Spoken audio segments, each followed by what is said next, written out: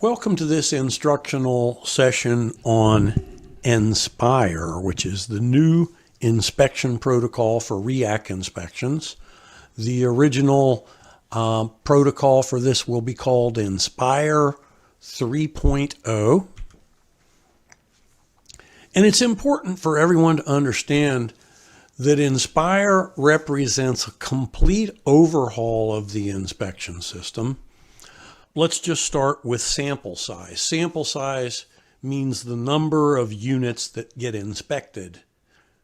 The largest sample size under UPCS was 27 units. The largest sample size under NSPIRE will be 32 units. Here's a chart that shows, for example, the total number of units on a property, and then the sample size. The chart on the left shows UPCS inspections, Uniform Physical Condition Standards, which was the old inspection protocol, versus on the right, NSPIRE, which is the new protocol. For example, a property that has 100 units under UPCS, that would fall between 82 and 101.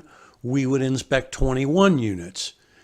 Under NSPIRE, that falls between 93 and 110. We would inspect 25 units. So four more units than we would have done under UPCS. Now that's a fairly minor change compared to some of the other things that have changed. Again, this is a complete overhaul of the system. One of the first principles of UPCS was that there were 5 inspectable areas, and the scoring got divided between those 5 inspectable areas. The site was one of those areas, the building exterior, the building systems. NSPIRE has only 3 inspectable areas. So let's look at a comparison there.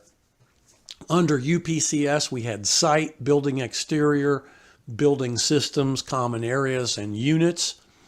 Under NSPIRE, we have only the units, the inside of the building, and the outside of the building. So what we called site and building exterior have been combined to form outside. Building systems and common areas have been combined to create what we call inside.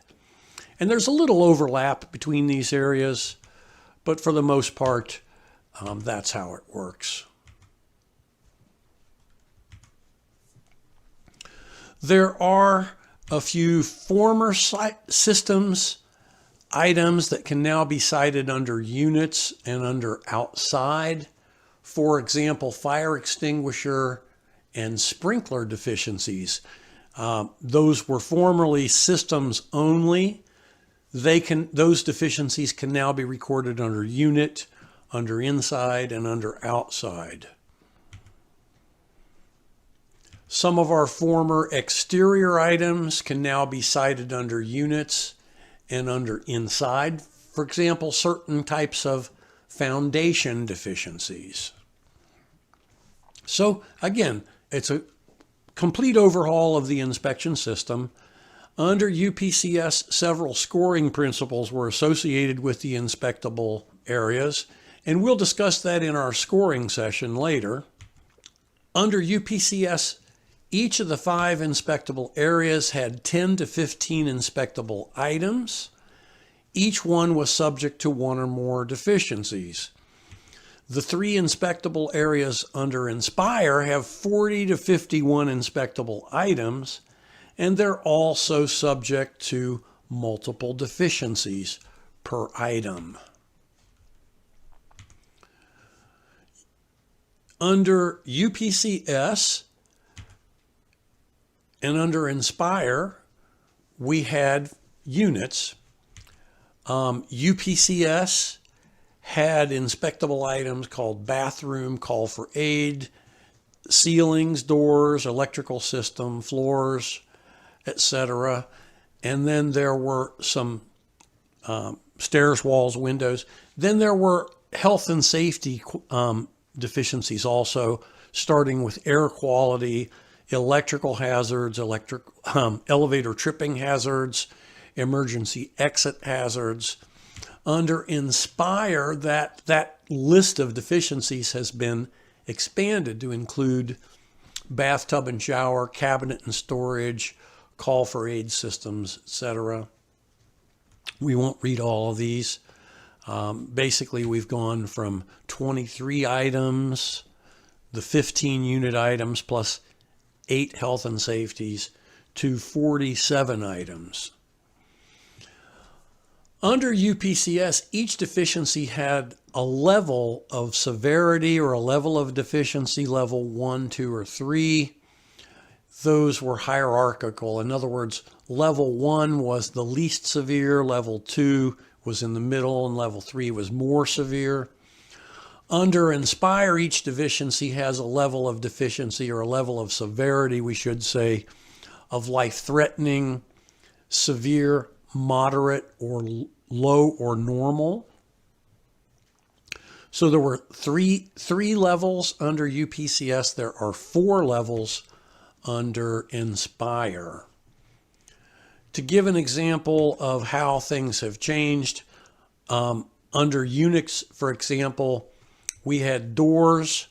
Doors could have 6 different types of deficiencies: damaged frame, threshold, lintel, trim, damaged hardware and locks, damaged surface, damaged missing screen door, storm door, security door, missing deteriorated caulking and glaze, and missing door. There were 6 deficiencies in all, and there were 13 variations if we count the level 2, level 3 for damaged frame. Damaged hardware and locks could be level 1, 2, or 3.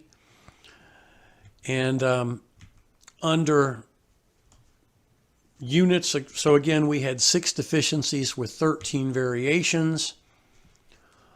Under NSPIRE, we have a completely changed system. We now have deficiencies that affect entry doors only. There are 10 different deficiencies for an entry door. Entry door won't open, entry door won't close, self-closing mechanism is damaged, inoperable, or missing, entry door cannot be secured, etc. So we have deficiencies 1 through 10. Those are not hierarchical. In other words, the D1 through D10 does not tell us the level of severity. The level of severity is a separate consideration. We have a deficiency now called door fire labeled.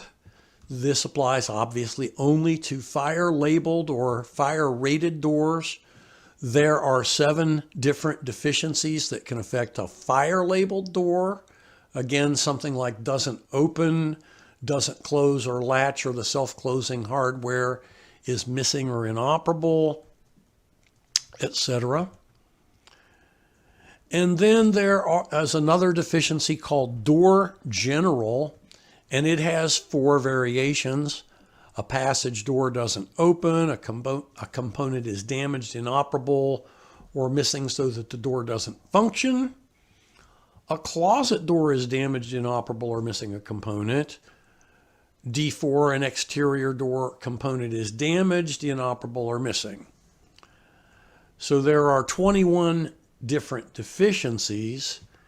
Each of these has only one possible level.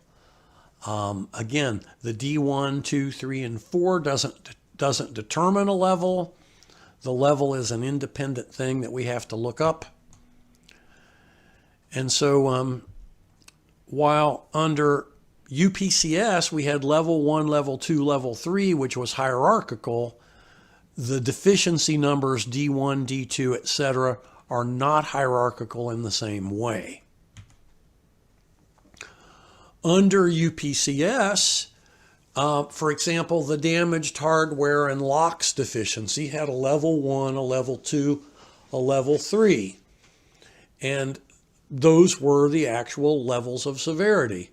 The scoring worked in such a way that the level 1, and this is if we're inspecting about 20 to 21 units on a property, a level 1 might have been about 5/100ths or a 20th of a point. The level 2 might have been around a 10th of a point, 0.11, call it 1100ths, round it to a 10th. Level 3, an entry restroom or fire door doesn't function properly, was worth about 2/10ths, or call it 22/100ths. We could round that to 2/10ths.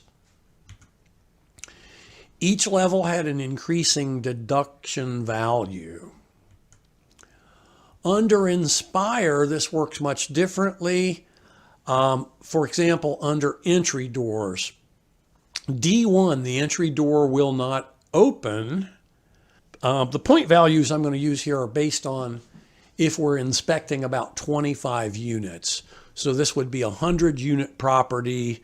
We're inspecting about 25 units. That D1 would be worth about about 2/10ths if we round it. The D2 would be 0.59. The D6 would be 0.59. You can see that the deduction values are not linked to the deficiency number. They're actually linked to one of the four levels of severity that are assigned. For purposes of this presentation, the light numbers on a white background like D10, where it's a 10th of a point, that's our low or normal. Yellow is our moderate deficiencies. Pink is our severe deficiencies. And later we'll see some life-threatening deficiencies. Those will be white letters on a red background, just to help you keep those levels straight. Another thing that's very different under NSPIRE compared to UPCS is the number of mandatory repairs. Under UPCS, all life-threatening or exigent health and safety deficiencies had to be repaired within 24 hours, and you were then required to report back to HUD within 72 hours. And those life-threatening issues included smoke detector issues, shock hazards, carbon monoxide hazards, fire extinguisher issues, and emergency exit issues. There were about 15 defects in all that required repair within 24 hours. Under NSPIRE, we've got what we call corrective time frames. And this is very, very different than UPCS. So we have to know the severity of an inspection to know what the time frame is. Our so-called life-threatening deficiencies have a repair time frame of 24 hours. And about 25% of all unit issues now are going to be considered life-threatening. Under NSPIRE, our severe deficiencies also require repairs within 24 hours. This is about 22% of all unit deficiencies, so that about 47% of all unit deficiencies have a repair time frame of 24 hours. And some of these, it's actually going to be impossible to repair them within 24 hours. But you'll need to go on the management website that HUD will be providing to report your progress on these repairs. Deficiencies that are considered moderate will fall under a 30-day time frame. So it's mandatory that they be repaired, but you've got 30 days. That represents about 48% of all deficiencies. And all that's left is our low or normal severity deficiencies. You're required to repair those in about 60 days. They're not going to be It's not going to be mandatory that you report repairs on those. This really only represents about 5% of all deficiencies that you've got 60 days to repair. So under UPCS, there was hardly any requirement for repairs. Under NSPIRE, almost every deficiency that's recorded is going to require a repair. Actually, all deficiencies require a repair. Nearly all of them have to be fixed within 30 days. About half of them have to be fixed within 24 hours. And, HUD was originally going to call that last severity rating low. Then they decided to call it normal rather than low. We kind of wonder why they would call it normal when it only represents about 5% of all deficiencies. So it's going to be kind of surprising what, in many cases, what REAC is calling life-threatening. Our life-threatening and severe deficiencies have to be fixed within 24 hours. These are going to include call for aid string blocked, improperly vented electric dryer, flammables improperly stored, no heat during the heating season, extreme mold situations, which again, it's going to be impossible to fix that within 24 hours. HUD is saying it must be fixed in 24 hours. You're going to have to always request an extension and kind of report what your progress is there. And of course, sprinkler issues. Another one where, trying to get a sprinkler contractor to come out within 24 hours is going to be a little tricky. Windows won't close. Water heater relief valve leak. Sharp edges hazards. Sewage leaks. Significant infestations. Fire-rated door issues. No operable toilets. All of these are going to be considered 24-hour repairs. Within 24 hours, repairs to these life-threatening issues must be reported to HUD via the online NSPIRE portal. HUD realizes some of these will be impossible to fix within 24 hours, in which case you will simply report ongoing measures. Other than life-threatening or exigent health and safety issues under UPCS, nothing else had a corrective time frame. Under NSPIRE, mandatory repairs within 30 days is all moderate deficiencies. That's about 48% of all possible unit defects. Everything has a corrective time frame. All normal or low-level deficiencies are required to be repaired within 60 days. That's about 5% of unit deficiencies. They are mostly aesthetic rather than functional issues or issues that don't impact function of something. So that's kind of an overview of the changes to REAC inspections with NSPIRE. Let's talk a little bit now about scoring. Again, NSPIRE is a complete overhaul of this system. Under UPCS, the 100 points that were possible during an inspection were divided between the 5 inspectable areas. NSPIRE does not divide the points. You could lose all 100 points under units, under outside, under inside. They don't put any limits on the values of the various inspectable areas. From 2019 to 2023, REAC was saying that the 100 points would be divided between the inspectable areas. They said that units would be worth 50 points, inside would be 25, outside would be 25. And Then kind of at the last minute, July of 2023, they dropped a bomb on us and said there's going to be no division of the points. So no limits on how many points you can lose in the units, for example. Under UPCS, each inspectable area had a built-in loss limit. NSPIRE does not have those loss limits. So, for example, under UPCS, this is from a real REAC inspection. This is just one I pulled kind of at random here. Let's say the units were worth a total of 43.5 points and 22 units were being inspected.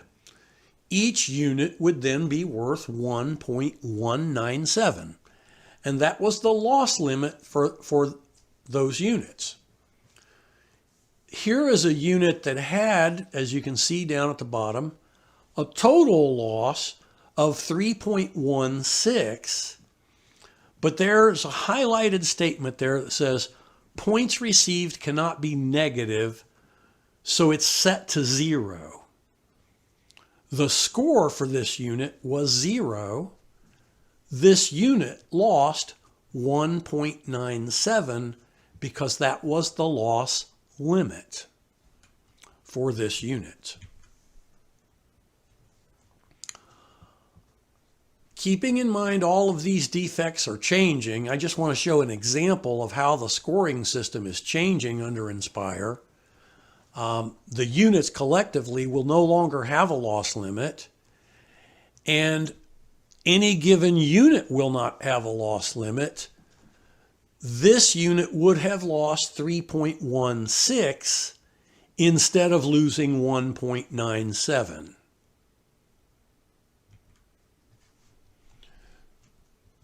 UPCS made a distinction between health and safety points and non-health and safety points. NSPIRE does not make any such distinction. UPCS used a system of what they called normalization, it's a mathematical term, that altered the scoring balance between the 5 inspectable areas every time the inspector marked an item NA or not applicable. What I mean by that, let's say we're on a senior property that has no playground. The inspector would make a mark in the inspection software that says playground is not applicable. The points that would have been assigned to the site, which is the playground is on the site, the value of the site goes down because there's no playground. The value of everything else goes up incrementally. That doesn't happen under NSPIRE. So that normalization altered the scoring value of every single deficiency every time the inspector marked an inspectable item NA. There might have been, in the units, there might have been no patio, porch, or balcony. There might have been no stairs if we're talking about garden apartments on one level. There may have been no laundry facilities. Each time the inspector marked one of those items, NA, it dropped the overall level of units. It actually raised the value of deficiencies within units because they're a higher percentage of the unit value. It dropped the scoring value of the site, the exterior, the systems, and the common areas. This is one of the reasons that scoring system under UPCS was just so complicated it's almost impossible to grasp. NSPIRE doesn't do that either. The scoring system is much, much simpler.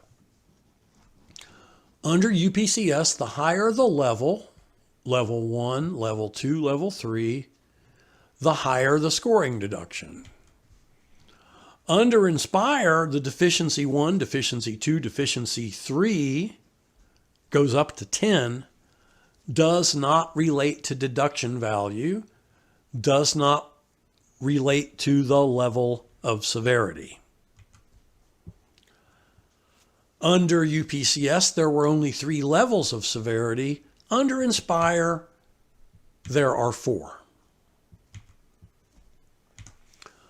Under UPCS, there was a nearly infinite number of possible deduction values that could be calculated. We never knew exactly what the value of any given deficiency might be until we went through a very complex system of addition, subtraction, multiplication, and division, what we call an algorithm. Under NSPIRE, there's only 4 deduction values per inspectable area. They're determined by dividing a base value for each by the number of units in the sample. So each deficiency has a base value. It's the same for every inspection. It's the same for every property. And then we divide that base value by the number of units being inspected. So under UPCS, it was almost impossible for most of us to know how many points each defect was going to be worth. Under NSPIRE, it's going to be very easy, very simple. So the base level of a deficiency under units. A low severity deficiency will be worth 2.4 points. A moderate deficiency will be 5.5. A severe deficiency will be 14.8. And a life-threatening issue is worth 60 points if we're inspecting only 1 unit. Conceivably, you could have an inspection where we only inspect 1 unit. If you've got any life-threatening issue in that unit, it would be worth 60 points right off the bat. But most properties, we're going to be inspecting a lot more units. So I'm going to use an example of a property with 100 units. If we have 100 units, the sample size is 25, so the base deduction value gets divided by 25. In this case, low severity items are worth 1/10 of a point. Moderate deficiencies are worth 2/10 of a point. Severe deficiencies are 6/10 of a point.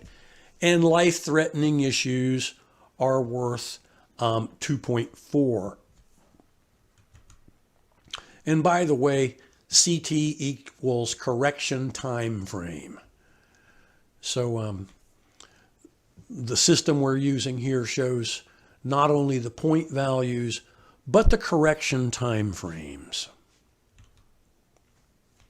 Now, if we were talking about inside what we used to call common area deficiencies, the base values are slightly lower. And so if I'm inspecting 25 units, all of my inside deficiencies get divided by 25. And if we're talking about outside deficiencies, they again are slightly lower value, but all outside deficiencies also get divided by the number of units we're inspecting. So as recently as the last, my slide says the last 60 days, let's say the last 120 days. As recently as the last 120 days, REAC was saying that each occurrence of a deficiency within any given areas would cause a deduction. In other words, our scoring deductions would repeat. So example, if I had 2 blocked egress issues in the same unit, it would score twice, doubling the value, doubling the loss. 2 shock hazards in a unit would do the same thing. It would double the scoring value because they would count twice. And then as of July 27th, according to the scoring notice that was published on July 7th of this year, this will not be true. Each type of defect will score only once per area. So if I go into a unit and I find a torn screen in bedroom 1, and then another one in bedroom 2, and then another one in bedroom 3, the inspector is going to put in his comments or her comments each of those bedrooms, but it'll only score once per unit. Now, if we see it in an additional unit, it will score once in that unit as well. So under UPCS, site trip hazards only counted once, no matter how many of them were cited. These will now become outside trip hazards, and we believe they could count once per building, so they may count as many times as the number of buildings being inspected. However, a little bird has told me, someone who's actually doing NSPIRE demonstration inspections, has told me that the software doesn't allow you to record them per building, that outside deficiencies will only count once for the entire property. So that, folks, here we are in September. This inspection is supposed to start for multifamily properties in October. It's been going on for public housing properties since sometime in August. We're still not really sure how outside deficiencies are going to score. And if anyone listening to this presentation has an NSPIRE scoring report, I would greatly appreciate if you could email that to me, because I haven't seen one as of September 19th. Under UPCS, the failure of a fire door to latch was a level 3 defect that could count only once per type of common area per building. This will now become an inside door issue, and it'll only count once per building, and there are no longer different types of common areas. Under UPCS, the failure of a door to latch could count once for the kitchen, once for the office, once for the hallway, once for the daycare area, once for a mechanical room. Under NSPIRE, it can only count once per the inside, period. Under UPCS, it was very easy to lose 18 to 20 points on the site. Any level 3 fence defect could be 5 or 6 points. Any sharp edges deficiency could be 5 or 6 points. A trip hazard could be 5 or 6 points. Level 3 erosion could be up to 7.5 points. Level 2 vegetation could be 2.5 to 3 points. This is going to be very, very different. The site might have been worth 18 to 20 points, so that was like a loss limit on the site. Under NSPIRE, there's not going to be any loss limits, but many defects will now have a much lower deduction. For example, that fence deficiency that was 5 or 6 points, it's going to be worth about 0.2 of a point on a 100 unit property. The trip hazard that was worth 5 or 6 points, it's now going to be worth something like 0.2 of a point, 0.18 on a 100 unit property. The sharp edges deficiency that was 5 or 6 points, you guessed it, it's going to be worth 0.18. Level 3 erosion, 0.08, less than 1/10 of a point. This went from 7.5 to less than 1/10 of a point on a 100 unit property. The level 2 vegetation issue it no longer exists at all.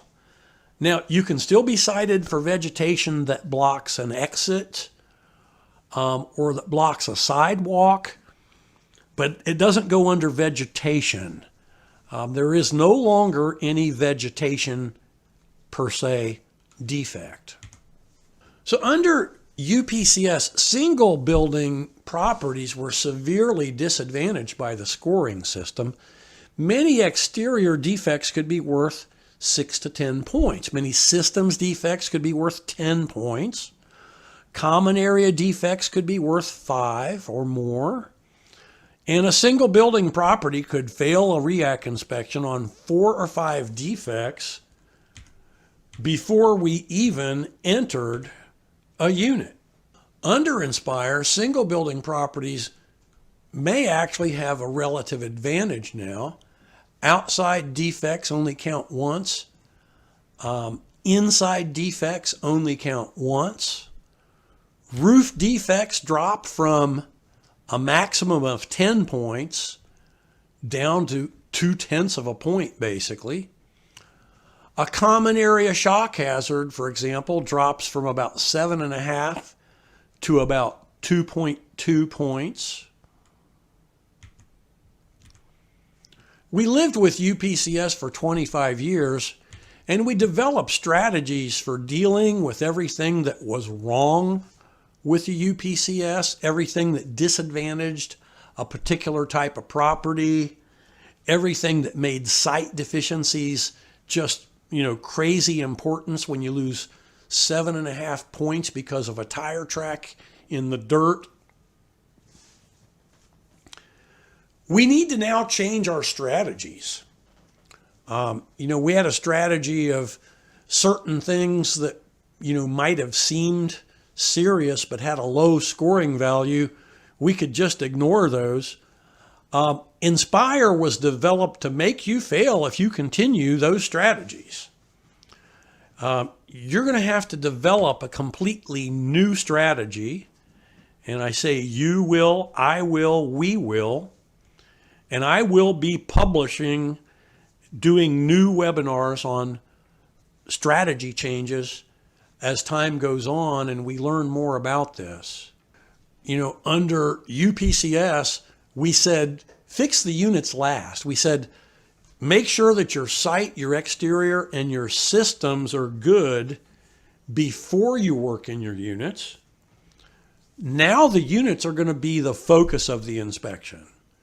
You want to really focus on your units. Under UPCS, I would have told you, fix the worst units last, because if a unit had a loss limit, let's say a unit was worth 2 points, but I had 10 points worth of deficiencies in that unit, I could only lose 2 points. I might have fixed 6 points worth of items in a unit, but still got a 0 in the unit. Well, now there is no loss limit. Your worst units, instead of being the last units we want to fix, your worst units are going to be the first units we want to work on, because there's no limit to the number of points you can lose in any given unit. We used to say work on the non-unit areas first. That's no longer true.